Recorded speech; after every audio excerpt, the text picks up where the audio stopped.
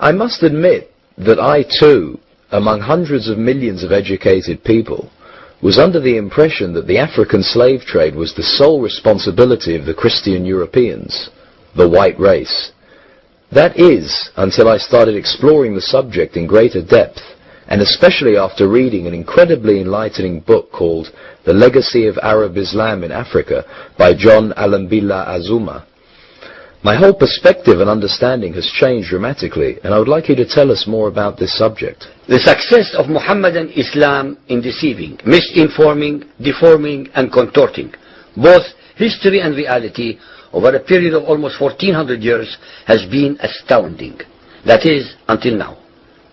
The greatest tragedy about this particular subject is that most of the descendants of African slavery, the black people in the Americas, around the world, as well as among the African blacks, are totally ignorant of the actual facts. Before we lose the concentration of our listeners, I would like to make the following statement and then prove it. That the worst, most inhumane and most diabolical institution of the black African slave trade was initiated, refined, perpetrated and implemented by the Mohammedan Arabs and later aided and abetted by the black converts to Mohammedan Islam. I predict that, as usual, the two subcultures, those of denial of facts and of political correctness, will attack us without once disproving a single statement and or conclusion that we make. Slavery was not created by the white races, because it has existed throughout human history and practiced by every tribe, culture, civilization, racial group and religion. In fact, the very word slavery has its root in the name Slav, based upon the Slavic peoples of Europe who were subjugated by other Europeans. It is not common knowledge that the Arabic word abd is synonymous with the meaning of slave. For example, Abdullah means literally the slave of Allah, and that in the language of the Arabs, all black peoples are called abid, plural, for slaves. While much has been written concerning the transatlantic slave trade, surprisingly little attention has been paid to the Islamic slave trade across the Sahara, the Red Sea and the Indian Ocean. While the European involvement in the African transatlantic slave trade to the Americas lasted for just over 3 centuries, the Arab involvement in the African slave trade has lasted 14 centuries, and in some parts of the Mohammedan world is still continuing to this day. The birth of Mohammedan Islam and its conquests brought about the birth of institutionalized, systematized, and religiously sanctioned slave trade on a massive and global scale. In fact, the Quran allows the taking of slaves as booty or reward for wars of aggression against any and all unbelievers, most of the human population. This has led to an enormous number of so-called holy wars, jihad in Arabic. There was and is absolutely nothing holy about these wars, which are primarily to plunder, slaughter, rape, subjugate and rob other human beings of their wealth, produce, freedom and dignity. Mohammedan Muslim states and tribes attacked other non-Muslim groups to achieve these objectives. Although Islamic jurisprudence laid down regulations for the treatment of slaves, however, incredible and heinous abuses have occurred throughout the history of Mohammedan Islam. By the Middle Ages, the Arabic word abd was in general used to denote a black slave, while the word mamluk referred to a white slave. Ibn Khaldun, 1332 to 1406, the preeminent Islamic medieval historian and social thinker, wrote, "The Negro nations are, as a rule, submissive to slavery, because they have attributes that are quite similar to dumb animals." It should also be noted that black slaves were castrated based on the assumption that the blacks had an ungovernable sexual appetite. When the Fatimid Caliphate came to power in Egypt, they slaughtered all the tens of thousands of black military slaves and raised an entirely new slave army.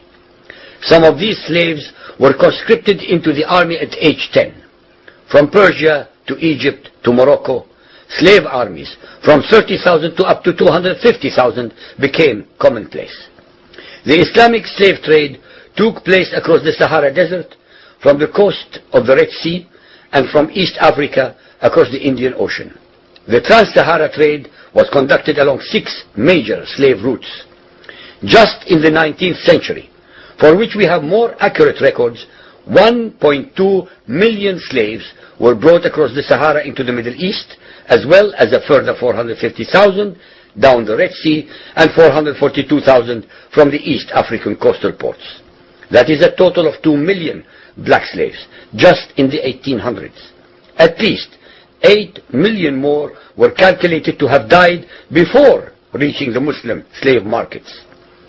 A comparison of the Islamic slave trade to the American slave trade reveals some extremely interesting contrasts. While 2 out of every 3 slaves shipped across the Atlantic were men, the proportions were reversed in the Islamic slave trade. 2 women for every man were enslaved by the Muslims. While the mortality rate of slaves being transported across the Atlantic was as high as 10%, the percentage of slaves dying in transit in the Trans-Sahara and East African slave market was a staggering 80 to 90%.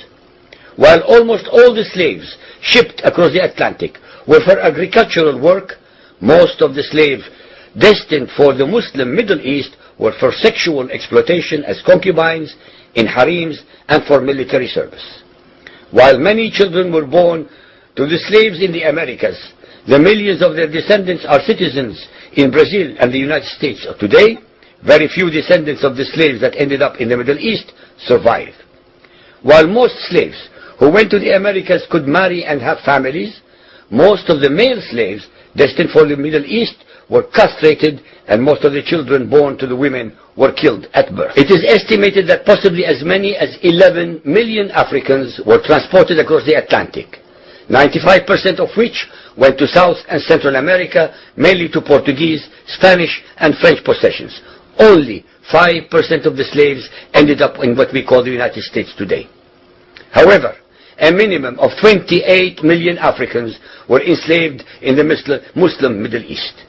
Since at least 80% of those captured by Muslim slave traders were calculated to have died before reaching the slave markets, it is believed that the death toll from 1400 years of Arab and Muslim slave raids into Africa could have been as high as 112 millions. When added to the number of those sold in the slave markets, the total number of African victims of the Trans-Saharan and East African slave trade could be significantly higher than 140 million people.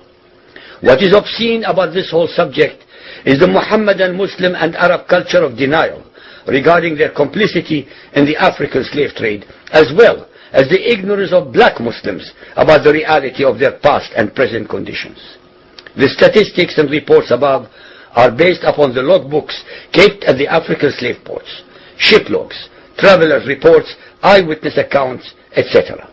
Ladies and gentlemen, the facts and reality of Muhammadan Islam's complicity in the slave trade and their inhuman depravity are infinitely more devastating, more staggering, and more incomprehensible than all the nightmare fictions in the world.